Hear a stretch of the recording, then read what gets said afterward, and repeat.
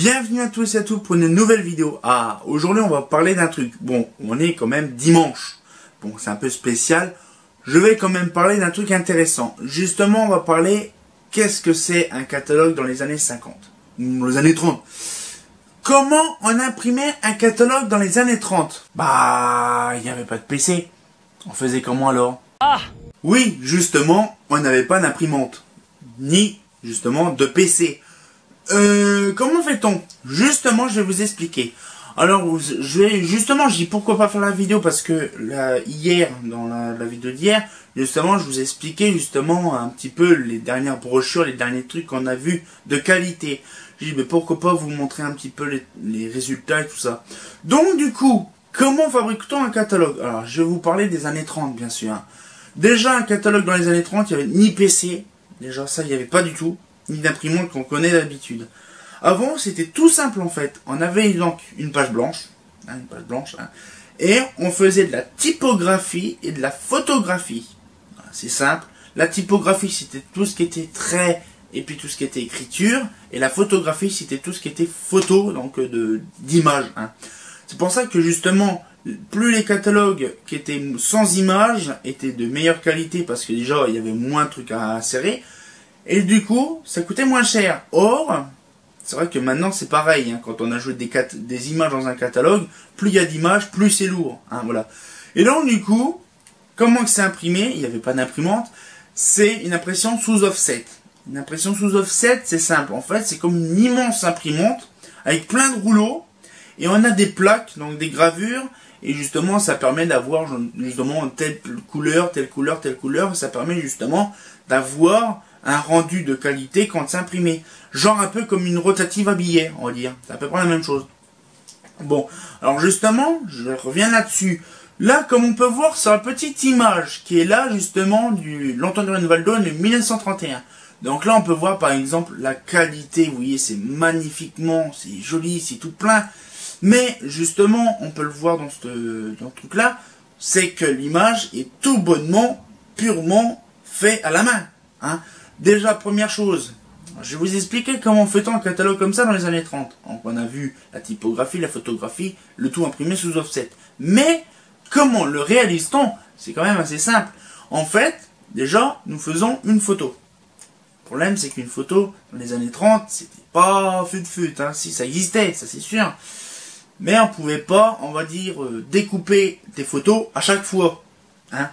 Donc, du coup, ce qu'il faisait, c'est qu'en fait, il dessinait à l'identique la photo. Donc, par exemple, comme on voit là, une petite lanterne d'Antoine Valdône, qui est juste là.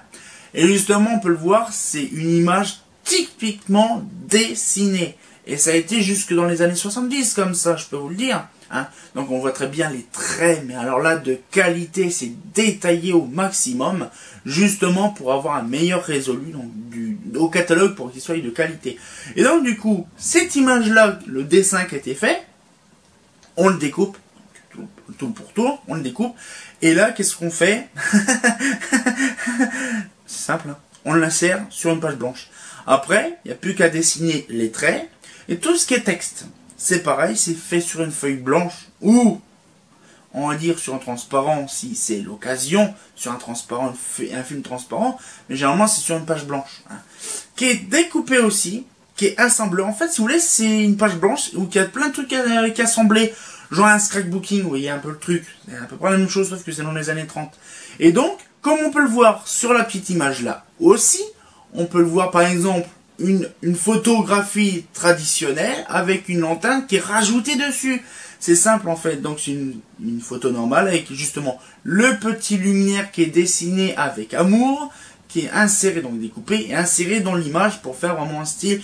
C'est un peu les anciens montages Photoshop de l'époque. Bon, à l'époque, il n'y avait pas non plus Photoshop parce qu'il n'y avait pas de PC.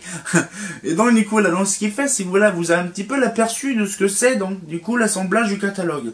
Mais, il faut passer à la pression. Donc, comment fait-on? Donc, là, c'est simple. Les pages sont à plat. L'image est déjà conçue. Donc, on va dire, la page est déjà conçue. Et là, le plus dur reste à faire, c'est comment imprimer, donc, d'une photo à la rotative. Donc, là, c'est simple. On fait une photo, du tout à plat. C'est vraiment l'intégralité de la page. Genre comme si on faisait un scan. Oui, oui. Alors, à l'époque, on n'avait pas non plus de scanner. Hein. Et donc, du coup, on fait comme ça, on avait fait un scan donc de très haute qualité donc, de la page. Et après, on traitait donc l'image donc réalisée par la photo et on s'en servait justement à mettre dans les tambours, donc justement dans les rotatifs, donc justement pour faire les rouleaux, donc pour l'impression. Et là, justement, générer enfin l'image du catalogue. Et donc là, après, ce qui fait, c'est que ça a été mis en grande échelle, hein, puis ça a été imprimé comme ça, de qualité, tout ça. Sauf, donc là, vous avez vu un petit peu l'histoire d'un catalogue d'éclairage public. Hein. On a vu quand même, par exemple, l'automne de Rennes, mais je peux vous montrer un autre. Hein. Par exemple, le Holophone 65, qui est de pareil, de qualité. Bon, sauf le Holophone 65, il y a deux couleurs, votre couleur. Bon, il n'y a pas beaucoup de comme couleurs. Mais quand, par contre, ce qui est plus dur, c'est le Eclatec 76. C'est quasiment la même chose, sauf qu'il y a plus de couleurs.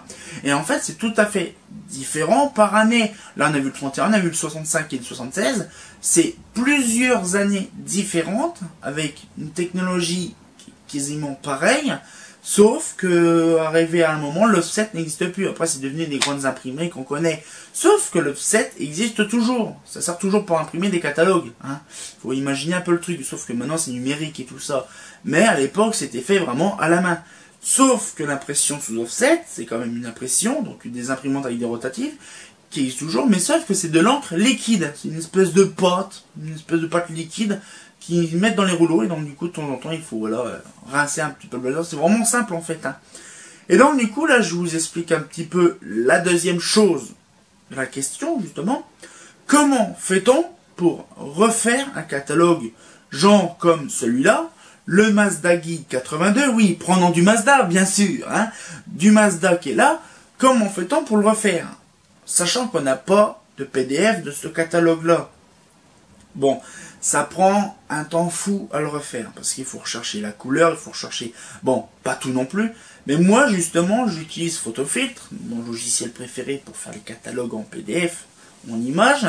Justement, ce que je fais, c'est qu'en fait, je sélectionne la page. Donc, je découpe bien la page comme il faut, et après, je travaille pendant de plusieurs heures, ça dépend la quantité d'images qu'il faut ou la qualité de l'image, si elle est dégradée à fond ou pas. Hein. Si c'est vraiment pas trop grave, ça va, ça peut durer 1 heure ou 2. Mais si l'image, comme on peut le voir là, comme vous avez vu, là, celle-là, de 82 de chez Mazda, elle est bien défoncée, on voit bien le logo justement, qui est bien dégueulasse, bien cracra, ou que les couleurs sont un peu estompées parce que c'est l'usure, ou c'est l'usure du catalogue. Mais quand on arrive à un rendu comme celui-là, on se dit quand même qu'il y a eu du boulot dessus. On a eu du boulot quand même dessus. Et là, c'est ce qui me pose la question, justement, comment j'ai réalisé ça? C'est simple, en fait, avec du travail dessus. Et donc, du coup, comme on peut voir dans l'image qui est là, justement, l'avant et l'après, sur la même photo. C'est kiff bricot, quand même. Hein. Donc, du coup, là, ce qu'il fait, c'est que c'est pour ça que certains moments, dans les vidéos de catalogue, je parle par rapport au catalogue, que je mets par exemple du temps fou à montrer le truc, c'est comme par exemple là le grimacène que j'ai fait dans la vidéo d'hier, hein, mais justement on le voit très bien, là je vous le mets en grand plan, c'est encore mieux, vous voyez l'image, donc là c'est l'image du petit lumière réflecteur là, justement pas traité, donc on voit il y a un gros trait en plein milieu, et justement avec la photo que j'ai refaite, vous voyez, bon, on le voit quand même qu'il y a un trait, mais ça a été retravaillé. Oui, parce que je peux pas non plus tout faire non plus, hein, c'est sûr, on va pas refaire une page complète.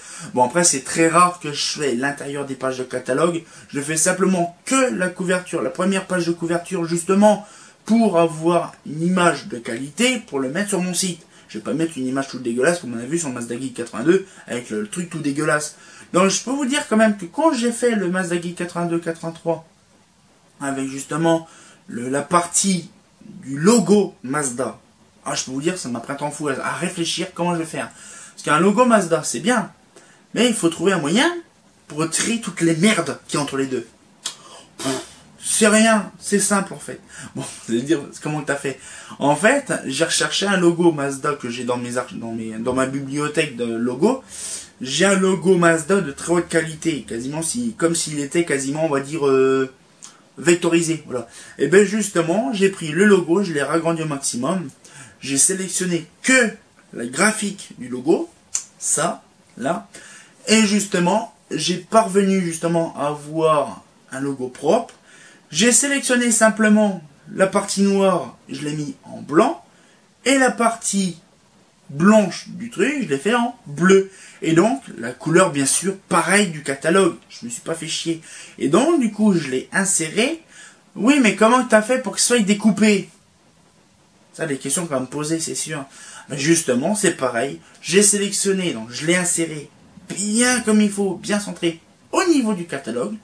Qu'est-ce que j'ai fait après? J'ai mis un petit trait jaune au bord, donc bien en truc. Donc là, après, j'ai resélectionné le truc. J'ai découpé. J'ai remis le truc. Oui, vous pouvez imaginer, ça me prend des heures à faire ça. Ça me prend des heures. Et donc, du coup, après, je remets le catalogue. Donc, je refais mes filtres dessus, mes calques et mes calques et mes calques.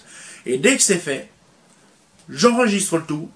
Et la page de catalogue, elle est nickel. Ce qu'on peut voir là maintenant, devant ma trombine. Donc, ce qui fait, c'est vraiment une chose de qualité quand même. Hein. Bon, on va retirer l'image quand même. Voilà. Et donc, du coup, c'est quand même intéressant de voir un catalogue des années 80, bon là c'est 80, hein. Mais des années 30, bon après, il faut quand même avoir le culot, oui, le culot de refaire un catalogue Antonio Reinvaldo entièrement, hein, parce que là j'ai pas le choix. Parce que quand même, il faut penser que dans les années 30, c'était que des traits, on dessinait des traits au crayon, hein, des traits au crayon, et il y a aussi la typographie. C'est quoi la typographie? C'est justement des lettres, vous savez, des petites lettres en relief qu'on a en imprimerie. C'est ça les typographies. Mais justement, hein, ils tapent des lettres ou carrément des logos. Ils fabriquent des logos carrément en graphique et tout bazar. Et c'est comme ça, voilà. Et c'est pour ça qu'on appelle ça pas un logo, on appelle ça une image graphique. Voilà. C'est justement les anciens noms. On n'appelait pas un logo, on appelait ça une entité graphique. C'est pour ça que justement sur l'INPI, l'Institut National des Protections Industrielles, on a justement le logo avec la tech. Et justement, ils appellent ça justement une image graphique. Voilà, pour le logo. Donc c'est pour ça qu'on a un petit peu, vous voyez un petit peu l'histoire du logo, c'est pareil. L'histoire du logo, c'est pareil, c'est assez compliqué. Par exemple, pour vous dire quand même que France 2, vous savez, France 2, France 3, vous savez, avec l'ancien logo qu'il y avait, et il y a eu le nouveau logo. Sauf que, vous imaginez, ça prend du temps. Bon, c'est rien, c'est un point avec un 2 ou un 3. Mais vous savez quand même que leur logo, ça a coûté quand même 2 millions d'euros pour concevoir les logos des France Télévisions. Donc quand même, quand on voit un simple logo comme moi je paie que c'est gratuit, ça va, hein. Mais il faut penser quand même qu'à l'époque, je ne sais pas si les logos étaient payants, s'ils étaient même assujettis, on va dire, à la protection industrielle, ou encore mieux, carrément payants, ou aussi un autre truc qui est connu, hein. Qu'est-ce que c'est? Bon, je vous laisse réfléchir un petit peu. Très pas, non. Et justement, le copyright. Le copyright, justement, est-ce que vous connaissez le copyright? Vous savez que quand on a une image qui est sous copyright, on ne peut pas la télécharger, sinon on risque d'avoir des problèmes. Mais est-ce qu'à l'époque, dans les années 30, ou même dans les années 40, voire 50, si on avait un problème, genre on pouvait... Après, c'est vrai, on n'avait pas trop l'occasion de télécharger l'image ou un truc comme ça. Mais peut-être qu'on avait une autre diversification de catalogues. Par exemple, il y a des trucs comme les Philips, le Philips des années 80, le logo n'a pas changé. Bon, là on part en... Voilà. Et franchement, voilà, donc j'ai voulu faire une petite vidéo par rapport au catalogue des années 30-40. Parce que j'ai dit pourquoi pas en parler, parce que c'est vrai qu'on connaît pas trop l'histoire d'un catalogue. On sait que maintenant c'est du PDF, on s'embête pas, on a toujours du PDF, on a vraiment pas mal de choses, j'ai vraiment que des trucs intéressants. Sauf qu'on ne sait pas réellement comment est conceptionné un catalogue des années 30. Hein. Donc voilà, je vous ai un petit peu parlé un petit peu en tout. Alors par contre, si vous avez des questions, toujours des questions par rapport à ça, justement à l'offset, la typographie ou la photographie, bon, la photographie on connaît, la typographie ou l'offset, j'ai pas trop de détails. Après, si vous avez, vous, des détails en question, ça peut refaire une vidéo prochaine, une prochaine vidéo là-dessus. Par exemple, dans une autre vidéo, je ne sais pas, j'ai pas encore prévu de quel catalogue je vais faire, mais si j'ai un catalogue dégueu, que je voudrais justement faire de qualité la page d'accueil, pourquoi pas justement faire une petite visualisation ou un petit enregistrement où je ferai un accéléré et tout bordel, justement de la conception, on va dire de la remasterisation de la page de catalogue. Ça peut être intéressant pour vous montrer le temps que ça prend. Ça prend un petit temps fou quand même, hein, quand on voit un petit peu ça, ça prend des heures. Hein. Donc voilà, donc on a fait un petit peu le tour, donc du coup je vous ai montré un petit peu le catalogue Mazda 82-83, donc la partie justement de la page d'accueil, la page de couverture, hein. Et donc voilà, justement, j'espère que ça vous a plu, parce que voilà, j'ai essayé un petit peu, bon, c'est fait une vidéo à l'arrache, parce que j'ai dit, voilà, j'en parle souvent du catalogue sous offset, que c'est des vieux machins, que je rétrofit, que je refais ci, que je refais ça. J'ai réellement pas fait une vidéo entière là-dessus. Donc là, donc je vous ai expliqué un petit peu le fonctionnement, tout ça. Par contre, sachant que quand je fais des vidéos comme ça, c'est bien de faire un nouveau format. Sauf que j'ai mes lunettes, comme vous le voyez. Il y a la lampe qui est en face qui m'éclaire les yeux. Donc du coup, quand je vais faire des vidéos en question maintenant, malgré que je dois porter des lunettes parce que je vois flou, hein, donc c'est pour ça que là actuellement je vois, mais quand je vois de loin je vois flou. Donc ce qui fait que je suis obligé de porter des lunettes, mais comme j'ai pas le choix avec mes lumières qu'il y a de partout, oui, j'ai des lanternes partout, j'ai des lampes partout même derrière, hein, ah ben je ne peux pas garder mes lunettes. C'est même mon brisseau qui m'a conseillé de retirer mes lunettes. Donc c'est une petite là. Et donc du coup là, donc ce qui fait à chaque fois quand je revois mes vidéos, j'ai toujours à chaque fois je suis obligé de me pencher la tête pour vraiment avoir pas la lumière. Comme là par exemple je fais ça, on voit deux gros points bleus en plein milieu des lunettes. Donc du coup maintenant ce que je ferai, c'est que je retirerai mes lunettes quand je ferai mes enregistrements, hein. Et donc du coup parce que sinon je vois pas clair après. Mais dès que je fais un enregistrement, je retire mes lunettes. Ça c'est sûr. Donc là, pour l'instant, j'ai fait des enregistrements jusque fin novembre.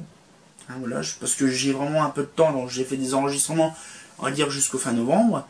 Donc du coup, quand vous verrez à peu près vers le 29 novembre, fin du mois, vous me verrez sans lunettes. Voilà, ça me permettra justement d'avoir un meilleur rendu, d'avoir les yeux un peu plus clairs, parce que sinon c'est chiant.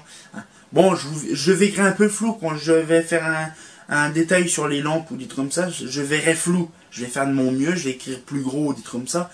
Mais ce sera mieux pour les gens parce que ça, on me l'a dit, c'est bien, mais en fait, quand tu as tes lunettes, on voit un point bleu, c'est chiant. Donc, du coup, là, j'ai entendu, donc je leur retirerai mes lunettes. Donc, du coup, j'espère que la petite vidéo vous a plu. Bon, on est toujours les parenthèses, parenthèses. Cette fois-ci, on sortira en courant dans une nouvelle vidéo. Bah... C'est vrai, j'ai les yeux bleus. Hein. Oh, hein, c'est pas faux.